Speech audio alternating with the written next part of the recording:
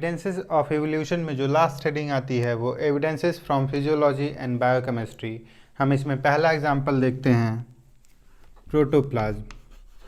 अगर हम प्रोटोप्लाज्म की बात करें तो प्रोटोप्लाज्म का जो स्ट्रक्चर है और उसका जो केमिकल कंपोजिशन है वो सेम होता है,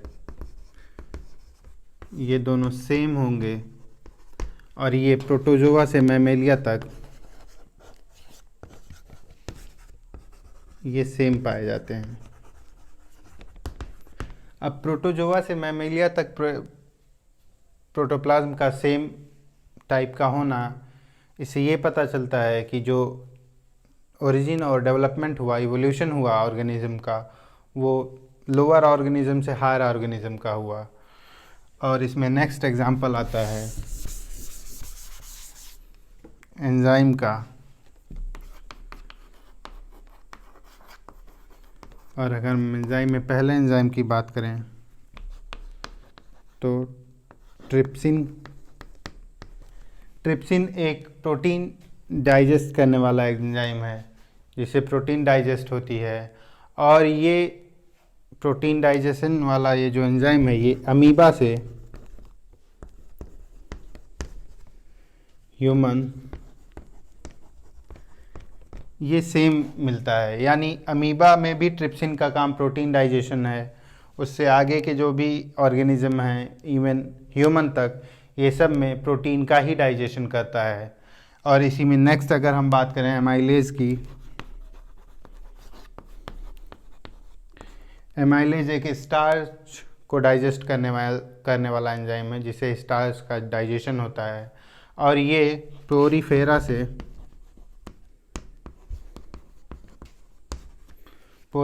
से ये मैमेलिया तक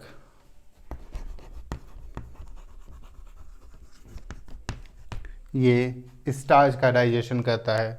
यानी एमाइलेज पोरीफेरा में भी स्टार्च का डाइजेशन करेगा, उसके आगे वाले ऑर्गेनिज्म में भी करेगा, मैमेलिया तक ये स्टार्च का डाइजेशन करता है। तो एंजाइम के आधार पे भी हम देख सकते हैं कि ऑर्गेनिज्म में कितनी सिमिलरिटी है, यानी इनका विकास जो हुआ है ये कॉमन एंसेस्टर से हुआ है। इसमें अब नेक्स्ट एग्जांपल की बात करते हैं। नेक्स्ट एग्जांपल की बात करते हैं ब्लड की। तो ब्लड में अगर हम ब्लड की बात करें तो ब्लड का कंपोजिशन जो है ये सारे कोऑर्डिनेट में ये सेम कंपोजिशन होता है।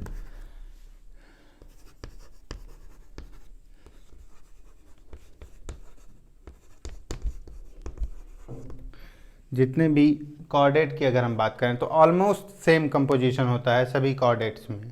नेक्स्ट एग्जांपल इसमें आता है एटीपी।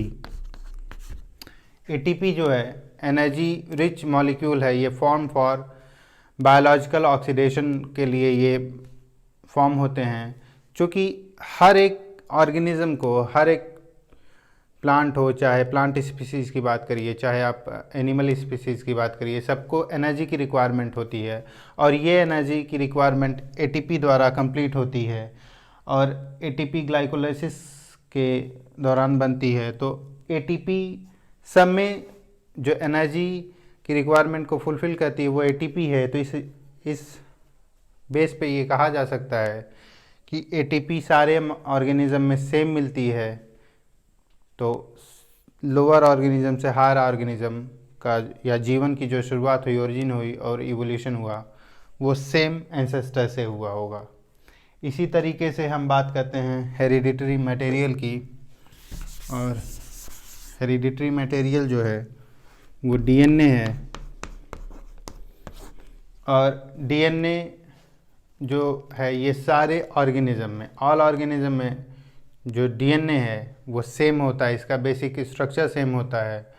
तो इस तरीके से हम कह सकते हैं कि डीएनए का सेम होना ये प्रूव करता है कि सारे ऑर्गेनिज्म का जो डेवलपमेंट हुआ है वो किसी एक कॉमन एंसेस्टर से हुआ होगा। इसी तरीके से इसमें नेक्स्ट एग्जांपल आता है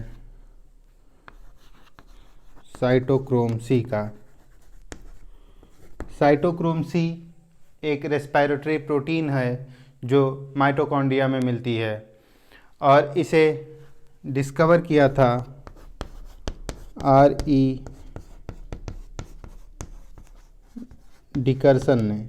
और R.E. डिकर्सन ने जब इसे डिस्कवर किया तो ये देखा कि ये 104 से 112 अमाइनो एसिड का पॉलीमर था और इसी से ये बनी थी। तो उसके बाद जब इसकी सीक्वेंसिंग की गई, सब अलग अलग जानवरों में अलग अलग साइटोक्रोम की सीक्वेंसिंग की गई, तो उन सीक्वेंसिंग से ये पता चला कि 70 से 80 अमाइनो एसिड सारे ऑर्गेनिज्म में सेम थी।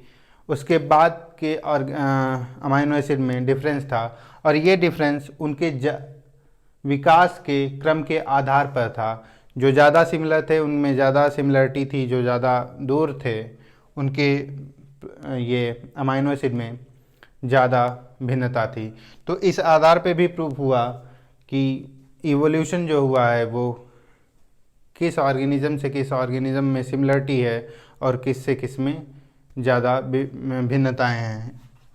इसमें नेक्स्ट एग्जांपल की अगर हम बात करें तो हार्मोन की बात करें, और थायरॉक्सिन ग्रोथ हार्मोन है। और ये थायरॉक्सिन अगर किसी भी वर्टिब्रेट के बॉडी से थायरॉक्सिन निकाल के दूसरे वर्टिब्रेट में अगर हम इंजेक्ट कर दें तो इसके फंक्शन पे कोई प्रभाव नहीं पड़ता है, ये सेम फंक्शन करता है। और यही थायरॉक्सिन अगर किसी टैडपोल में इंजेक्ट कर दिया जाए तो ये मेटामॉर्फोसिस को स्टिमुलेट कर देता है। इस हिसाब से ये कहा जा सकता है कि हार्मोन भी अगर सिमिलर ग्रुप है तो उसके हार्मोन भी एक ग्रुप से दूसरे ग्रुप में काम करते हैं, यानी इनकी ओरिजिन जो हुई है सेम या कॉमन एंसेस्टर से हुई है। इस तरीके से नेक्स्ट एग्जांपल आता है ब्लड प्रोटीन।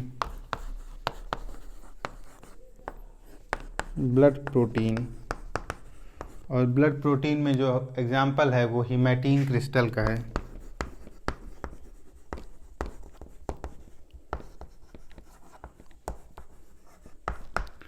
और ये हीमेटीन क्रिस्टल, इनके शेप और इनकी साइज लगभग सभी वर्टिब्रेट में सेम मिलती है।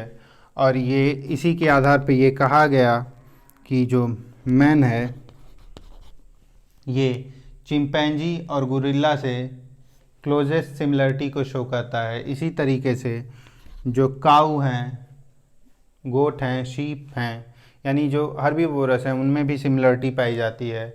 और जो कैट और डॉग यानी कार्निवोरस जो ग्रुप है उसमें आपस में भी सिमिलरिटी पाई जाती है। इसमें नेक्स्ट एग्जांपल आता है ब्लड ग्रुप का।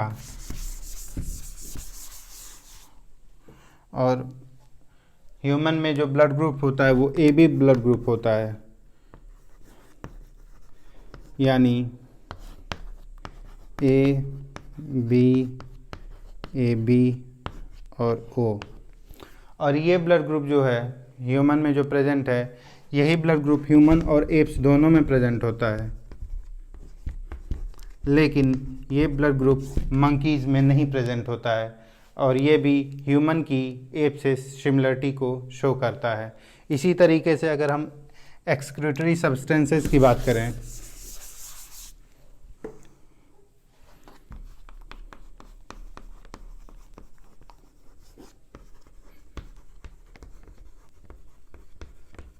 तो एक्सक्रीटरी सब्सटेंसेस में हम देखते हैं कि जो टैडपोल है और जो फिश है ये दोनों अमोनोटेलिक होती हैं, यानी ये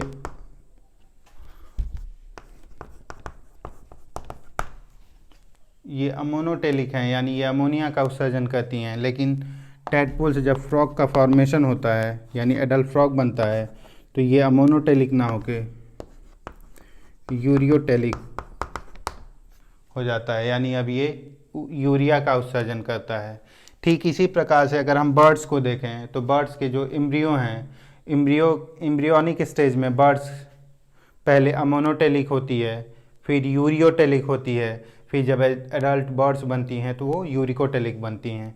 इस तरीके से ये जो कॉम्प्लेक्सिटी नाइट्रोजनस बेस एक्सक्रीशन में आई, अमोनिया के एक्सक्रीशन में ये जो कॉम्प्लेक्सिटी आई, इस आधार पे ये कहा जा सकता है कि ये अपनी कॉमन एंसेस्ट्री को पहले फॉलो करते हैं, फिर अपने एडल्ट रूप में ये चेंज होते हैं।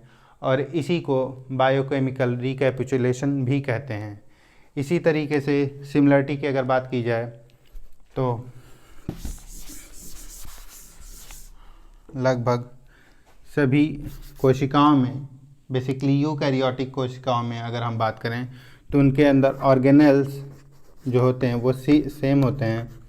यानी आप ईस्ट के अंदर भी देखिए माइटोकॉन्ड्रिया का प्रेजेंट होना, ईस्ट में भी माइटोकॉन्ड्रिया प्रेजेंट होता है और सेम फंक्शन करता है, और ह्यूमन में भी माइटोकॉन्ड्रिया, ह्यूमन की सेल्स में भी माइटोकॉन्ड्रिया प्रेजेंट होता है और वही सेम फंक्शन करता है। इसी तरीके से अगर हम बात करें नेक्स्ट एग्जांपल की, यानी फॉर्मेशन ऑफ प्रोटीन की, तो आप कुछ एक्सेप्शन को छोड़ दिया जाए तो वायरस से ह्यूमन तक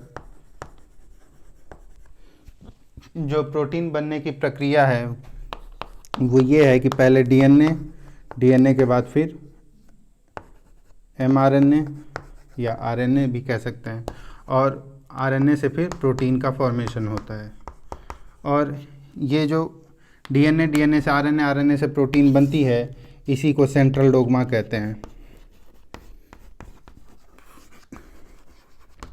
तो इस आधार पे हम कह सकते हैं कि central dogma of molecular biology ये भी सेम है वायरस से ह्यूमन तक, यानी जो विकास हुआ है ये कॉमन एंसेस्ट्री से हुआ है, और ये पहले प्रिमिटिव ऑर्गेनिज्म बने, फिर उसके बाद धीरे धीरे एडवांस ऑर्गेनिज्म का फॉर्मेशन होता चला गया।